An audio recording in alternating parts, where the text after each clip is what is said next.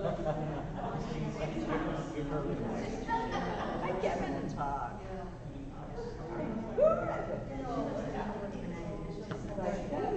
Yeah, we were on vacation last night. We were going to be gone tonight. We were out west, and it started raining. And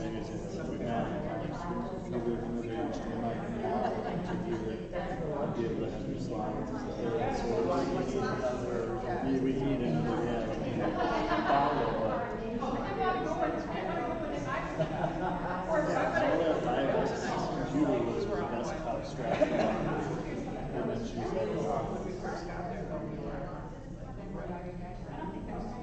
basically right, almost right at the base of the mountains. Couldn't see the mountains.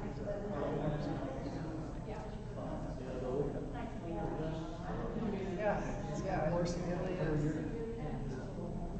This is Bechen. Carlene is doing a speaker here. Oh, okay.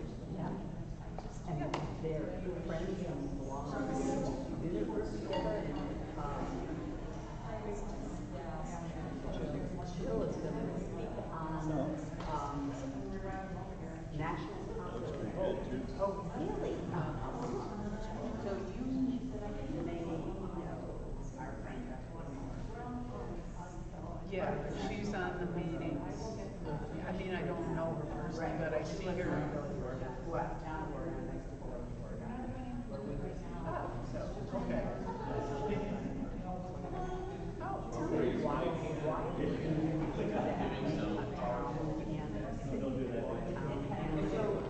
the way government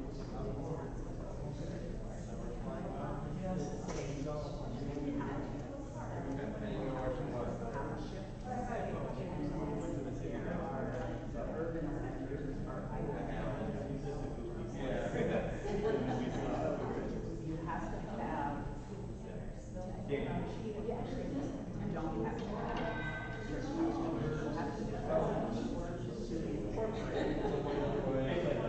so like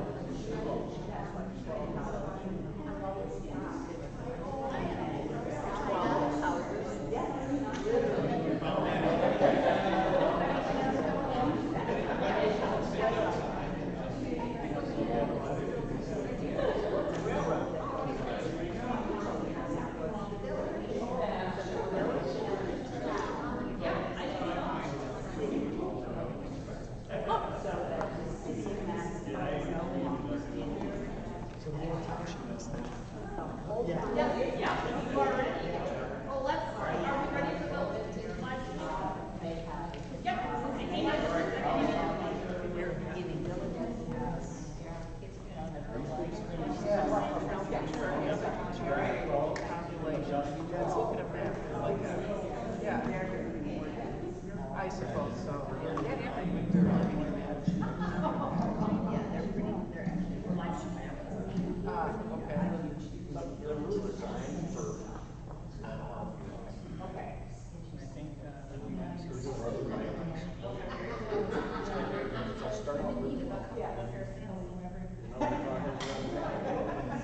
Can't do that. Hi everybody, just want to take a minute to introduce myself. I'm Amy Scheibel from the YWCA, and I just want to welcome you all, as well as the league and everybody to the YWCA. We have a shared commitment to transparency and equity in our electoral processes, so I'm looking forward to an educational evening tonight and some dialogue. So I get to welcome up Jane Benson, who's going to come from the league, as well as the Fairfax Coalition, to introduce our speaker tonight. So thanks for coming.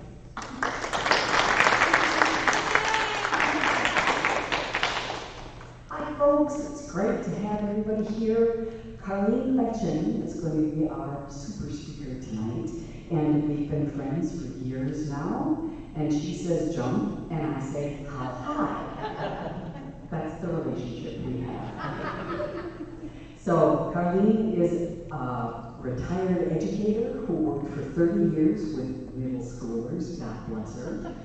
And she got into fair maps because she knew that the funding that was needed for the school systems was never going to happen because of the locked-in nature of government. So it was her mission to get involved and get better representation, and she's been successful thus far, and there's more to do. So there'll be lots for her to tell us. Carlene Bechen.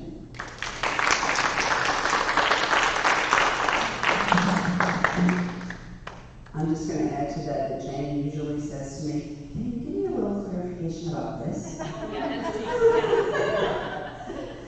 And, you know, it usually means that other people need that clarification as well, so I appreciate that. My name is Carlene Bechen. I am part of the team. I'm standing there. You can't see all the other people because of that fancy stuff you can do with your camera now. In the middle is Nick Ramos. He is the executive director of the Wisconsin Democracy Campaign. And to my right, my left up there, my right now, is Yuseli Flores, who is the co-organizer with me of the grassroots. So the Fair Maps Coalition, just want to tell you a little bit about the group. First, our mission is, as you can see, representative government for all, independent, nonpartisan redistricting, fair and accountable judiciary, and fair and equal access to voting. Jane and I now serve together on the League of Women Voters of Wisconsin ad hoc redistricting committee, and I'll tell you a little bit more about the work that we're doing in that committee. These are the organizations that are part of the lead team. They are, I like to say to them, you know, the grass tops can say a lot of things, and legislators may or may not listen to them, whether they see themselves in line with those organizations or not. But if that organization, like the League, like Common Cause, has thousands of members at the grassroots level, and those people are making contact with them, that has a lot more impact. So that is my focus. The presentation tonight has several parts, and I'm going to go through some of them quickly based on what you do or do not know. So starting with the history, moving on to the work that we've done in the coalition, some of the impacts of gerrymandering, the maps. What happened with the maps in the last redistricting cycle, what happened very recently, and the opportunities that that affords us. So 1971 was the last time that there was any kind of bipartisan cooperation when it came to creating our voting district maps. I was in middle school, 7th grader, love 7th graders, and Kareem Abdul-Jabbar was not Kareem Abdul-Jabbar at that point. He was a Cinder. He played for the Milwaukee Bucks, and that was because there had been a Supreme Court ruling about one person, one vote. And so it meant that all congressional districts, and then to follow along, all state senate and state assembly districts had to have the same number of people, not voters, the same number of people, so that there was equal representation. And so it really changed things. And that was the last time there was cooperation. In 1981, 91, and 2001, our maps were decided by federal courts because there was bickering among the houses in the state legislature, or the governor was a different party, and they were not able to pass maps. And then came 2010, right, when there was a trifecta, except not really. In 2009, there was a trifecta of the other party, trifecta being the governor, the assembly, and the state senate, all in the hands of the same party. And that trifecta that was in power in 2009 looked at the maps from 2008 over on the left, and they said, we are not passing legislation because we're going to be in charge after 2010. We're going to draw the maps. And so why would we do that? only they didn't win.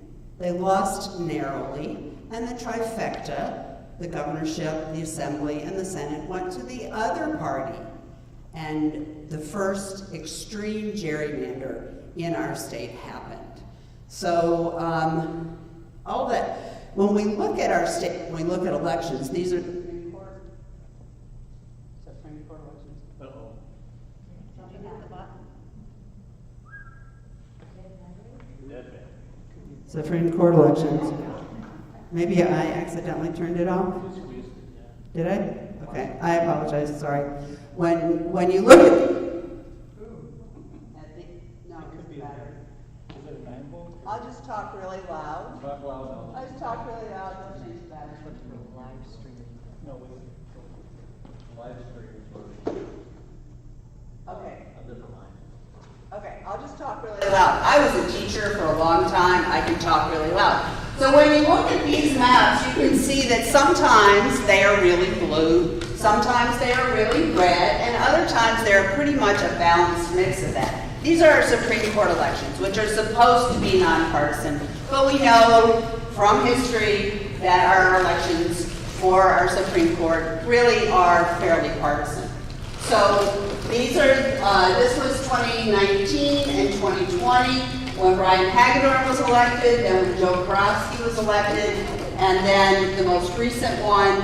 And this shows the difference. It's a very nuanced map, but you can see when you look at it that some places are super red, some places are super blue, and others are very nuanced. And a lot of that has to do with the amount of change. It was an 11-point victory for Janet Pro-Sales. And we know that voters really want a nonpartisan process. This is a reflection of the Marquette Law School poll in 2019, where 72% of voters wanted a nonpartisan process, and in 2020, when 70% wanted a nonpartisan process. Sorry about that. Thank you. So this is the reality that we have in Wisconsin. Our state constitution says that the legislature is responsible for electoral maps. Now, they don't take out a crayon or a marker and do it. And certainly now they are not the people with the technological savvy to create maps. They do have to approve those maps. The governor then signs those maps into law or vetoes them, which was the case this last time, or 2 times ago, I guess. Wisconsin citizens have no ballot initiative process. So we cannot say we don't want this and pass an amendment and change our constitution. At least not directly. And we used to be able to pass resolutions and referendums at the county level, at the municipal level that advised on statewide issues. In the last revenue sharing bill, one of the stipulations in there forbade that. So we are now prohibited at the municipal and county level from passing even advisory referendum on something that has to do with a state issue. Only local issues can have referendums, advisory or otherwise. And so our power is really educating voters about what's happening, because there's a lot of frustration on the part of folks who don't really understand how broken things are in the state legislature. So there comes the Fair Maps Coalition.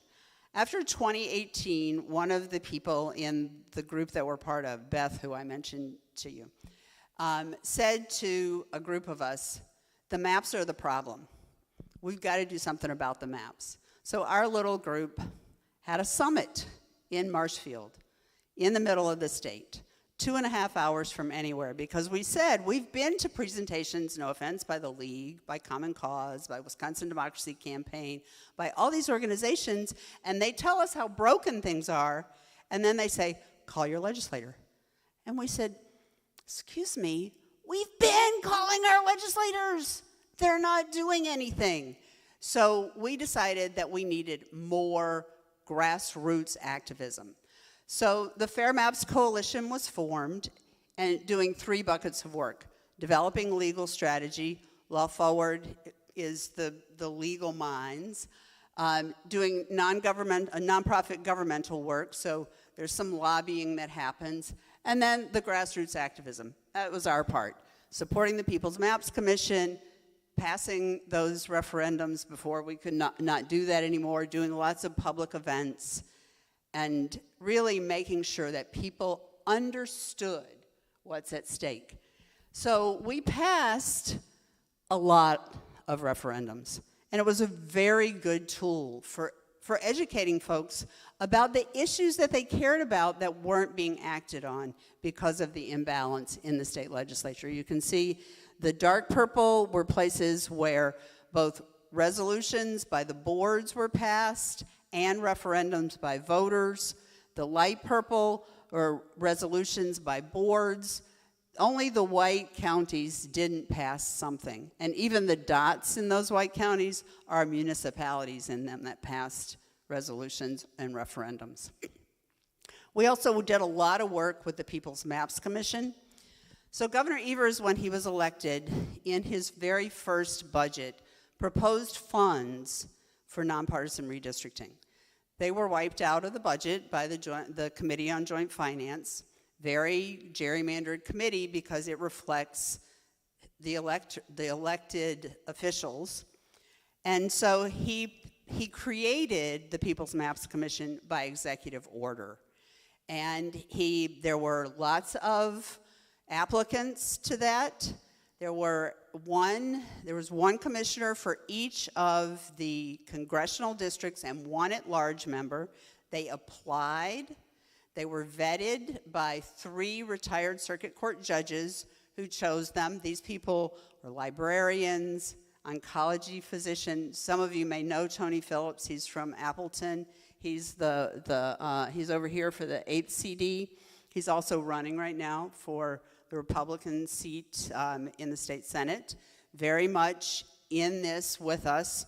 And so there was one at-large member, and that person was actually was elected to be the chair down in the bottom left corner, Dr. Christopher Reed. He's I'm sorry, not Reed, Ford. He is an emergency room doc in Whitefish Bay. So these are all volunteers with almost no budget working in the Department of Administration. They held hearings, virtual hearings. This is in the middle of COVID. They held virtual hearings in each one of the congressional districts that had the first half of the hearing was experts who were telling them about parts of the redistricting process. The second half was listening to folks who were from that district talk about how they felt their district should be represented.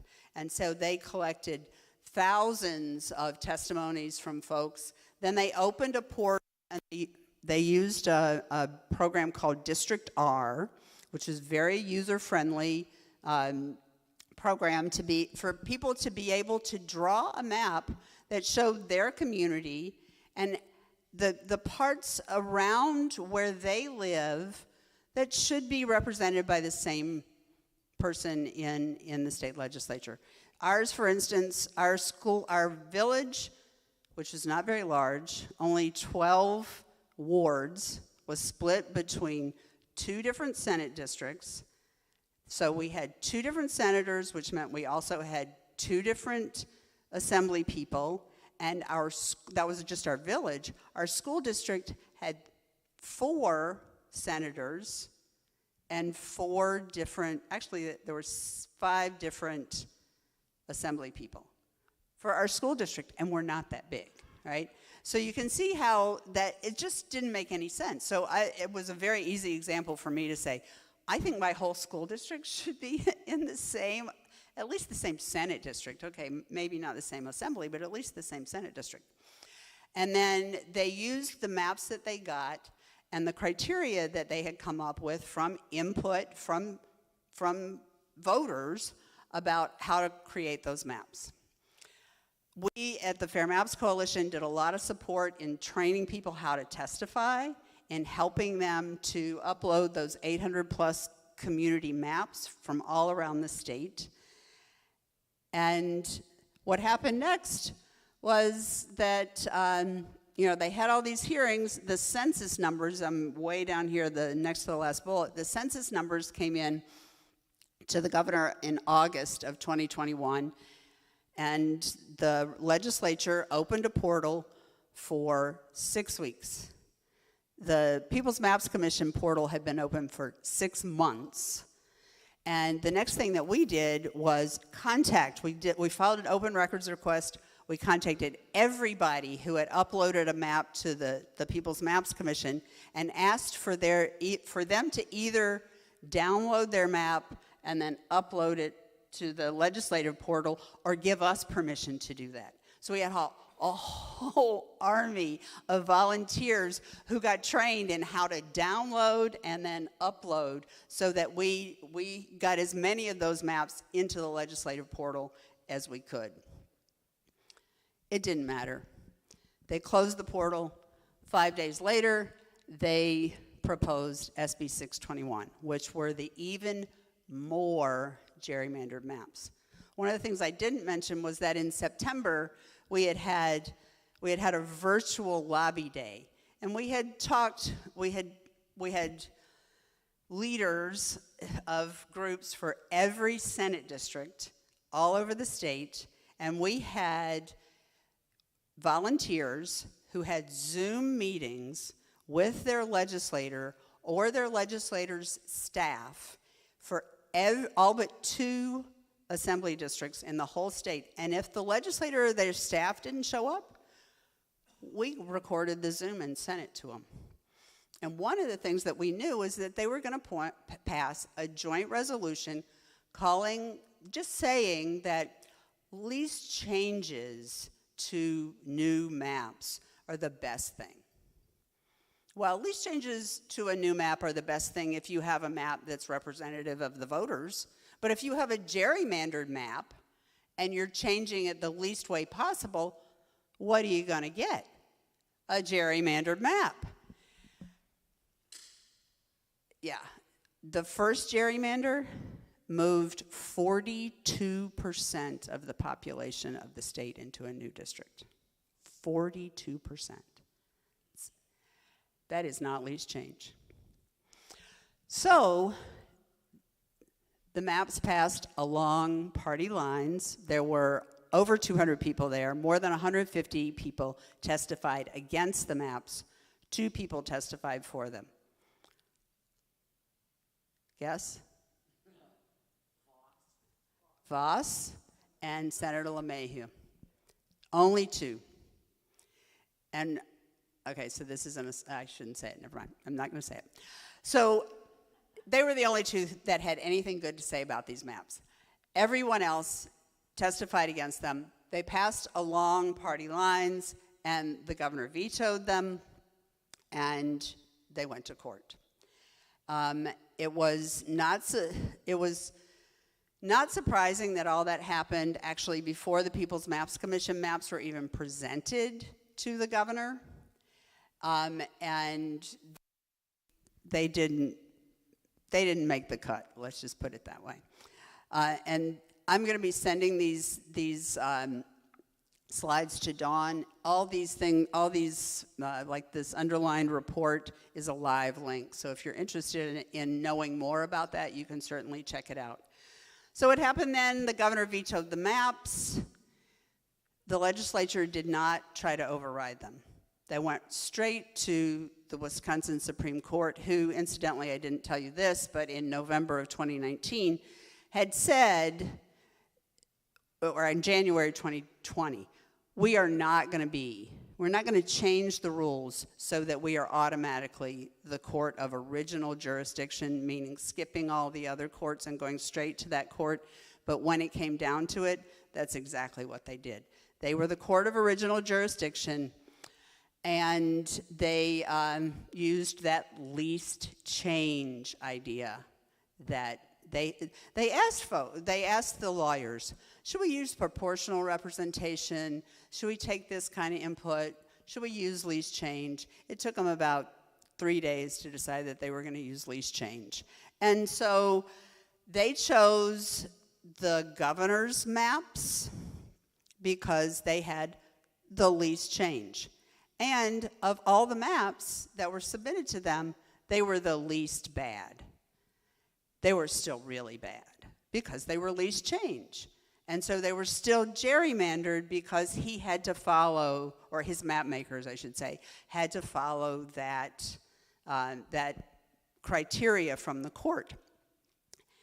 Well, the legislature didn't like that. They chose the governor's maps, not our maps. So they appealed it to the U.S. Supreme Court. And the U.S. Supreme Court said about the governor's congressional maps, yeah, these are the best maps, but you know what? You didn't really do your homework on these state legislative maps, right? We don't see your rationale for why you chose them. We're sending these back to you to give us some more information. All that lower court stuff, right? All the finding kind of stuff didn't happen. And so they sent it back to the state Supreme Court. And the state Supreme Court said, oh, we're not going to do that. And they chose SB 621, which was those super gerrymandered maps that we had for 2022 elections. So that's what happened. This is just some articles about it. This is the timeline. And here's the impact. These are the things that Wisconsinites want. We see here universal background checks, 87%. Hello, 87% of voters? We're a 50-50 state. Really, we are. In past elections, for like the past 6 years, in statewide elections, we have voted 50.5% Democratic and 49.5% Republican. 87% means there are some Democrats and some Republicans in that number. And you go down the list and you can see that these are issues that cross party lines. But we're not getting anything done on them because of the gerrymander. Because the donors and the people in charge don't want those things to happen. So when you look at elections over time, you can see that on a statewide level, and this is where that 50.5, 49.5 comes from, Democrats win sometimes, Republicans win sometimes, but not in huge ways. But this is what the legislature looks like. Since 2006, 2008, you can see that the assembly was pretty close. They kind of had to cooperate. 2010 and beyond, way out of proportion. Same in the state Senate, 2006, 2008, Democrats are in charge there, and then 2010 and beyond, it becomes more and more out of balance. And this is the way the statewide elections went.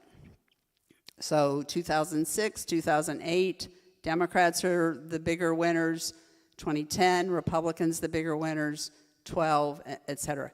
So 2018, I'm just going to keep your eye on 2018. That's the statewide, and come back to here. 2018, 2018.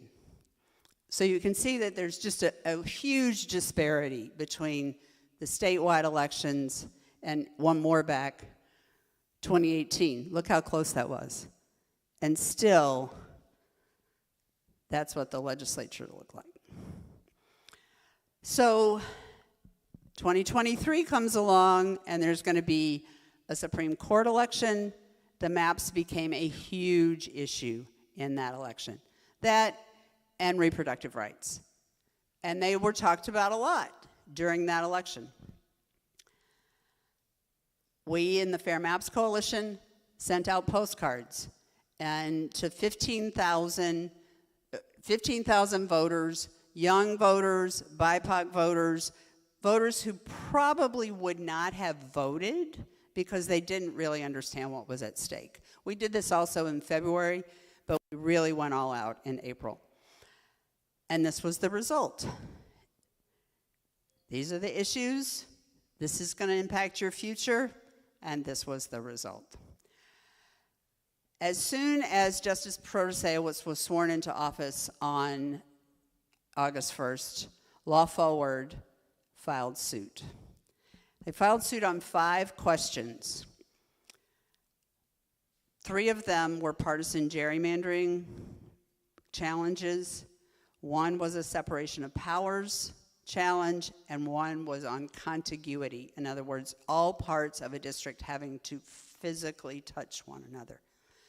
The court said, we can't rule on these 3 partisan gerrymandering ones because they take too much finding in the lower courts. You have to prove it. You need to do the research. You can't just come to us and have 30 minutes of argument and have that be enough. So they took the separation of powers and the contiguity. And then, well, actually, it took them a while to decide whether they were going to take it. We filed on, and by the way, I was working with Law Forward at this point because I've met all these people around the state who were interested in this, and they needed somebody who knew people all around the state who could say, would you like to be a petitioner? Jane didn't get to be one because she was running for office, and that was, all those things. And they filed in August. They didn't decide. The court didn't decide till October. On November 21st, oral arguments happened. December 22nd, the court declared that the maps were unconstitutional on contiguity grounds. There was too much non-contiguity, and they ordered the parties, 6 parties, to create new maps. Those maps were submitted in January, and on February 1st, the experts whom they had hired, who are very nationally known in those circles and respected by Democrats and Republicans in those circles of people who know that stuff, said 4 of the maps are basically the same. They're fair. They meet the criteria that the court had set out, and you could choose any one of these, or you could ask us to tweak them. These other 2 are a partisan gerrymander. I don't need to tell you which ones they were. So what happened next, and what I'm not showing you, is a lot of gyrations in the state legislature. There was an attempt to pass an Iowa bill that would, by the way, Iowa won't work here, and I'll talk about that in a minute. There was an attempt to pass a modified Iowa bill that didn't have any sort of judicial overview, and it didn't have a timeline, and it was really unclear. It passed. The governor vetoed it. There was also an attempt to pass the governor's tweaked maps. The governor's maps, but just with a little tweak, which really protected incumbents of the party in power. And then this day, when the governor's maps, the ones that the governor had submitted in this lawsuit to what? Oh, yeah, to the court, were passed by the legislature and signed into law. And yes, that's me. By the governor. It was such a great day. And that picture at the very beginning was over to the side. You can see Nick with his hat on. That's a Fair Maps Coalition hat. And we're good for now. And this is the part that's really the most important at this point for people to understand. We are good for now. We have maps that are much fairer for the 2024 election and will not be able to be challenged by the legislature. Now, it's possible that some outside group could decide to challenge them. We certainly hope that won't happen, and it's unlikely that they would be overturned, although we have another Supreme Court election coming up in 2025, and so this will be an issue that's really important to pay attention to. But more importantly, we do not have a permanent process, because the census, the decennial census, is every 10 years. And remember I told you about that Supreme Court ruling in the 60s, and 1971 was the last time there was cooperation? That applies. And so it means, based on population, there will be redistricting. It is a fact. And if we do not have an independent, nonpartisan process in place by 2030, we're screwed. Now, we can hope, let me go back. We can hope that we have a more balanced legislature and they'll be more cooperative because they've seen what will happen and neither side wants it to happen to them, but there's no guarantee of that. Gerrymandering is a bipartisan power grab disease, and that's why the independent part. And I mentioned that Jane and I are on the ad hoc League of Women Voters Redistricting Committee. We are working towards making best practices in this known to folks. And after November, we will take that show on the road. So right now there are legislative maps that are not gerrymandered. And we have a historic opportunity to create a legislature, to elect a legislature that is more representative of voters. When we look at the state assembly, this is the place that Democrats could flip or Republicans could hold on to. There are 46 safe Republican seats, 41 safe Democratic seats, and there are 12 that are very competitive and are being hotly contested. Several of them have primaries by one party or the other, and some of them have primaries for both. Several of them are also open seats, you can see, meaning there's not an incumbent running. So 85, 88, 61, and 26 and 53, so 5 of the 12 are open seats, so brand new person. And it's going to be a pretty new legislature overall because of the numbers of folks that are running for a different office. I'm not going to go through this right now except to tell you that you'll get these and you can go on the legislature's website, and I'll just do this, and you can put, if you click on this spot right here, it will take you to that map that's on the screen, and I'll go back to it. This key right here allows you to click your new district. And if you put your address in right here, you can find out exactly where you are and exactly who is running to represent you. Let's see, I think if I click on this again, it'll get big again, yeah. So I encourage you to do that. Also, this is Dave's redistricting app. You just go to, again, you'll get these, but I want to show this to you so that you know. This is an opportunity to just see what the district that you, and it's a trustworthy site, by the way. See what your district is like. You can get lots of demographic information about your district. Over here is partisan lean. Over here is all kinds of demographic information. And this spot here gives you the statistics demographically, age-wise, et cetera, for every district and the partisan lean. It's really interesting if that's something you're into. Remember, there are a lot of people who are really into this. I can't learn it all, but I know where to find it if I need it, and so now you do too. So our job now is making sure that we're educating voters. We need to hold candidates accountable. Our mountaintop goal is that independent, nonpartisan process. This is our timeline. We're working all through the summer to educate voters. We're making sure candidates are aware that we're watching them. And between now and the fall election, we are making sure that folks understand how important it is to know where the legislators that you are voting for stand on independent, nonpartisan redistricting. And so these are the kinds of questions that we want you to be asking them. Do you support an independent process? Would you co-sponsor legislation? Will you commit to that on record? Here's where they can commit to that on record. Jay Heck, who's the executive director of Common Cause, has sent an email to every candidate asking them to contact him. This page has been updated since I took this screenshot. But what you can find out also on our website, we have a candidate commitment tracker.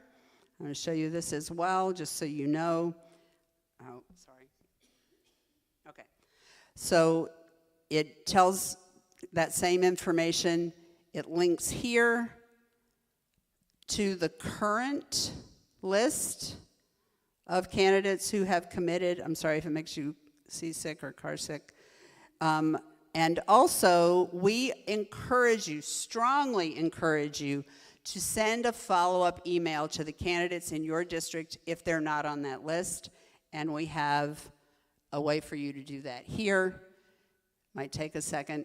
It's a sample email, encourages you to let them know that Jay Heck contacted them, and to copy Jay on the email that you send to them, and let them know that you're expecting them to follow up, and you're going to be watching.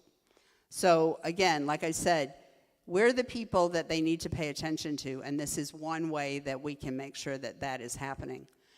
So this is our goal as the Fair Maps Coalition. We met, the lead team that I showed you way back at the beginning, we met in March in Wausau for planning, for strategic planning. We did a kickoff. We have, at this point, distributed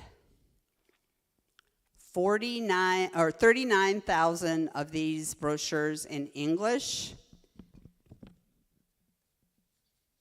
1,500 in Hmong, and 3,000 in Spanish to voters at going door to door when we're talking about these issues, at farmers markets, at festivals, all kinds of other places, making sure that people know. We plan to have a postcard campaign going into the November election so people understand we're doing these kinds of presentations all over the state. Our goal was 30. I think we're up to like 23. The brochure has a QR code on it. The round one leads to that map I showed you on the legislature's website. The other one leads to a page that has a lot of different voting resources to help folks understand what's going on. And the inside just recaps everything I just talked about, why this is important. And if you want some, you can order them. I left some on the table back there. Please take a few with you. And then after November, we're going to take a different show on the road that really goes into the best practices in independent, nonpartisan redistricting. We've been talking to the Brennan Center for Justice. They've done a lot of work on this. The Campaign Legal Center out of Washington, D.C., one of their lawyers was the one who actually argued the case, the Clark case in the Supreme Court. And also to Katie Fahey over in Michigan. You may know that they passed, they have a ballot initiative, but we talked to her about how you really get people engaged in the process. And on August 19th, we're going to be talking to Brian, can't remember his last name, from Virginia, where they have the same process for passing a constitutional amendment that we have here in Wisconsin. And they did it. So how did they do it? And we're going to find that out so that come November, after the election, we're ready, because you know what? We're not going to wait for politicians to tell us what they're going to do. We're going to tell them what we want them to do so that they reflect our values, and we have the opportunity to elect people who are going to listen to us and be accountable to us. And that list of things that's right here, let me find the English. This list of things that we're not getting, it's about time we got them. And for me, that starts with school funding. Like, dang it, fund our schools. Okay. I'm going to stop there and see if there are questions. Do I have time for questions? Okay. Here, I'm going to bring you the mic, and then there.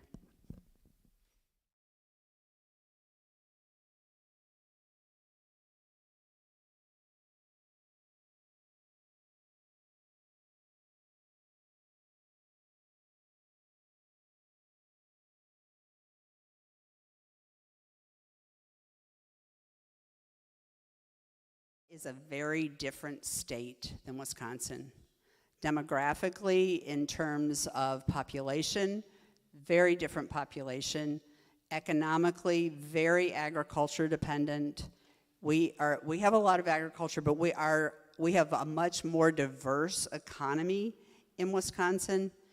They have very few large cities. We have 2 large cities and several medium-sized cities. It just doesn't, picking Iowa up and moving it over here doesn't work for those reasons. Plus, it's one of the whitest states in the country, number 9 in terms of whiteness. We are not a white state. We're much further down on that list, and it's really important that representation represents us all. So that's the number 1 reason why it doesn't work here. And best practices in redistricting show that an independent, nonpartisan commission is much more responsive to voters and is not about politicians and politicians being in power. So, it's much more complicated and nuanced than that. So we've been hearing for years that Wisconsin is, if not the most gerrymandered state in the union, pretty close to the top. Can you talk a little bit about that and give some perspective about how we compare to other states and the gerrymandering situation?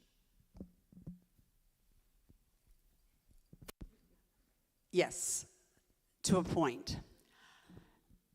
Wisconsin is very gerrymandered, and the impacts of the elections are the number 1 way we can see that. North Carolina is also very gerrymandered. Alabama and Mississippi, Louisiana, also very gerrymandered. And I'm just going to call it what it is. Gerrymandering is racist. It is, bottom line, about keeping white men, sorry guys, in power, and particularly moneyed white men. Very much like the founding fathers, right? So they really don't want us women to be in charge either, which is super scary for them right now. I have to say I'm enjoying that. So there are several different ways to measure the impact of a gerrymander. And I can go back a few slides. Actually, not that. I have to look through the bottom of my bifocals. Okay, right here in this analytics, you can see that this is a rating on several different measures, and the bigger the number, the better. So when you look at how, like our current map compared to SB 621, it compares them on minority representation, competitiveness, proportionality, splitting of municipalities and counties, and compactness of districts. That is what Dave's redistricting measures on. The efficiency gap is a much more nuanced measure.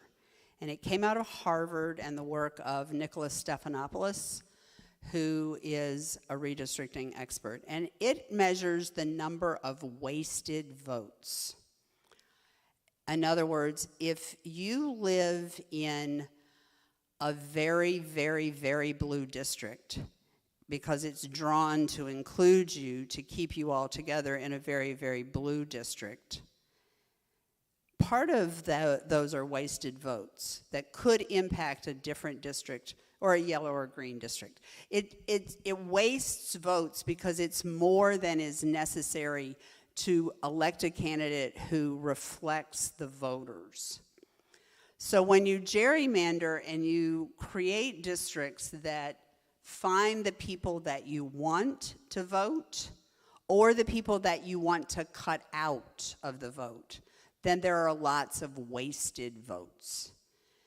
And again, I know where to find this information, but I'm not the expert on it. I just know the impacts of it and how it hurts people. And so North Carolina is my home state. I follow North Carolina, and I see how it hurts people in North Carolina, but I know people in other places that are very gerrymandered as well. Illinois is very gerrymandered. Not as gerrymandered as Wisconsin, but that's a gerrymander too, and it needs to be fixed as well. Like I said, it's a bipartisan power disease. Other questions?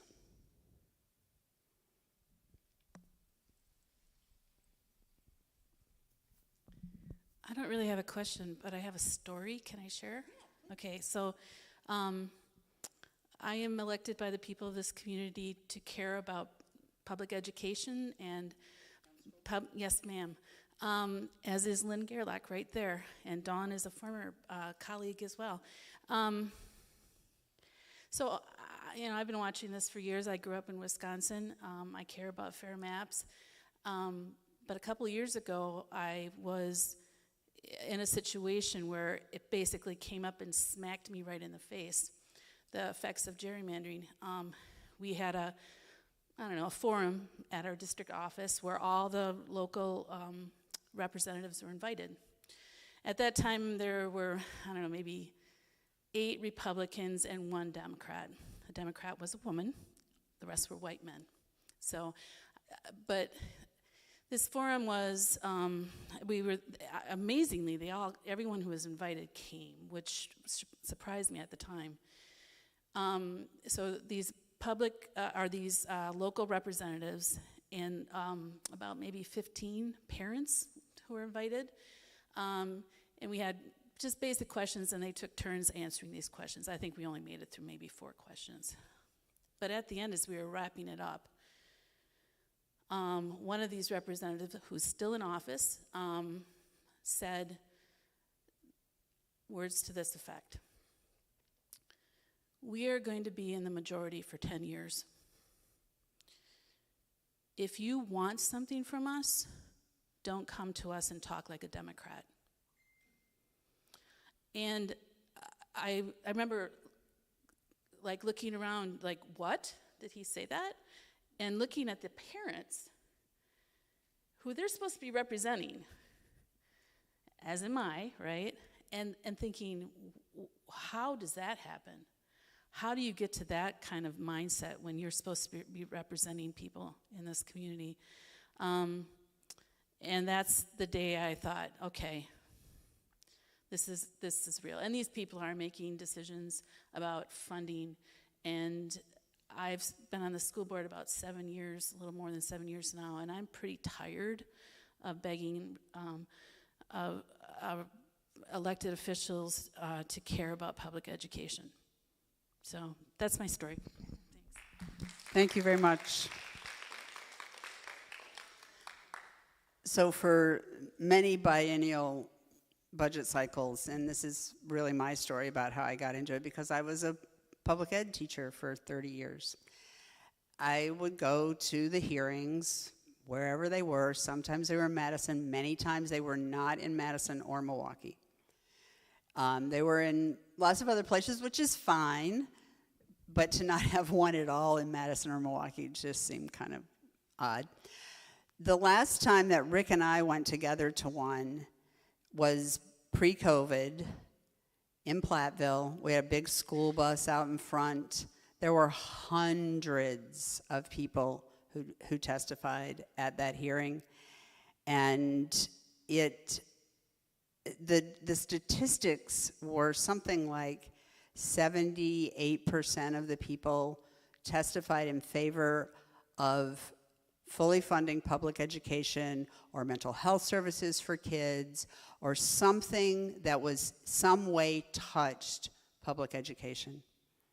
It was one of the worst budgets we ever had. And that was that, and then the 2018 election, when it became clear that even in the next biennial with a former superintendent of public education as the governor, we still weren't going to get a budget that addressed public education and adequate funding. So fixing the maps has become the passion that I have, and I'm really grateful for your time and attention. I just want to tell you about one thing that would not have been able to happen were it not for the gerrymander. And let's go down here. And I'll just see if it will let me open the other one. So this is about the constitutional amendments, and I'll be really fast on this. There are 2 constitutional amendment questions on the ballot. They're on the back. I know you know this because you're talking to voters, but somebody out there might not know this. These are written to sound like they fix a problem that does not exist. And so the first one is about the legislature not being able to delegate its sole power. First of all, they don't have sole power, so what does that mean? Red flag, what does that mean? Who knows what that means? And there's currently state law that says the governor has this authority. They want to just negate that completely and change the Constitution. This does not belong in the Constitution. It passed the legislature on party lines. It was vetoed. They didn't try to override it. They passed joint resolutions and want to put it in the Constitution. Lots of good government groups oppose it. These are a couple of quotes. There's a process, the budget process that we just talked about. And ironically, even that is not working, right? There is money. It's a whole, we talked about the budget process being broken. But it does eventually get us a budget that the governor signs and funds are appropriated. Right now, funds are being held up in committees. Funds for raises for UW faculty and staff held up until they were the regents were extorted into doing something different. I mean, don't even get me started on that, because then we get into talking about DEI, and then we go back to racism. This is bottom line. So there's a process. It's broken. Money is being held up for elementary reading programs. Money is being held up for PFAS. And this isn't even PFAS mitigation to get rid of the problem. This is to help people whose water is bad be able to get clean water. I mean, we're not even talking about cleaning up the mess, but it's being held in committee until the legislature decides that the DNR has sufficiently named the chemicals. Meanwhile, people are sick, can't drink their water. And then the Knowles-Nelson funds. There was a lawsuit, Evers versus Markline, that was just decided, ironically, 6-1 by this Supreme Court, 6-1. And Rebecca Bradley is the one who wrote the majority opinion and said that the legislature is trying to usurp the governor's powers. There are cases where both Democratic and Republican governors have gotten federal funds and appropriated them. They want to put an end to that. So there are things that you can do. There is the Vote No toolkit. Also on the back table back there, there are small stacks of postcards that look like this. Space on the back. Do not write over here. We had several returned. Can't write on the left side. Sample messages to send to voters. They need to go out no later than Saturday, because early voting starts tomorrow. Early in-person voting starts tomorrow. Absentee voters' ballots have already gone out, and the election is August 13th. So please, if you have some time, there are labels.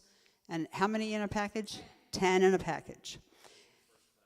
And they need a first class letter stamp because they're big. I've had complaints about the stamp, and I've had complaints that they're too small to write the message, so can't win. Anyway, so please, if you have the time, do that.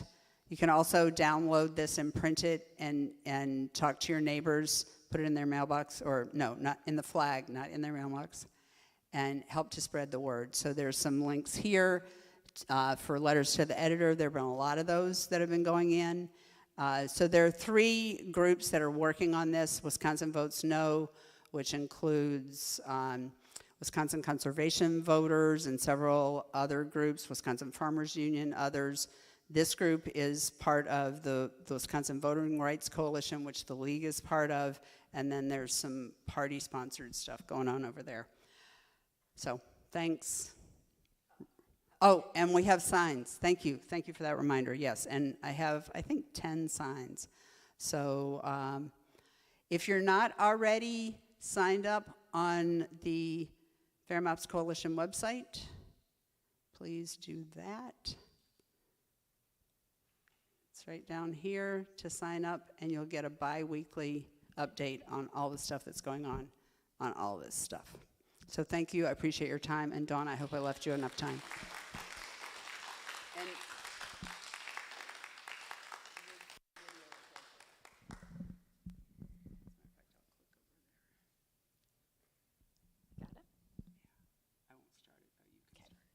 Alrighty, I want to thank Carlene for coming and speaking with us. I'm Dawn Smith. I am the president of the League of Women Voters Greater Green Bay. I want to thank Carlene. I want to thank the YWCA for having us here. I want to thank our videographer. We will be streaming this on our YouTube channel. I'm going to ask all of you to please go out and share this. If you have Facebook, any social media, anybody who you think would benefit from knowing this. I'm going to share the video that our fabulous Lynn Meschke put together. It's on YouTube. Something else, too, I would ask you to share with people. I shared it with my dad after he voted absentee, and he said, oh, I wish you'd show this to me before I voted. So we really need to get this out here, but this is really important. I've had an end gerrymandering sign in my front yard for about 10 years. Literally, and that thing, it's not even like one of those correlated plastic ones, it's a paper one, and it's held up, and it's purple, it's my favorite color. And it's been sitting in my yard, and the maps, with everything that happened, and I was so excited, I'm like, I can finally take the sign down, but we really can't. There's just a lot of work to be done, and I think you did a really good job of helping us understand the impacts this has had on our state over the past 10 years, the specific issues.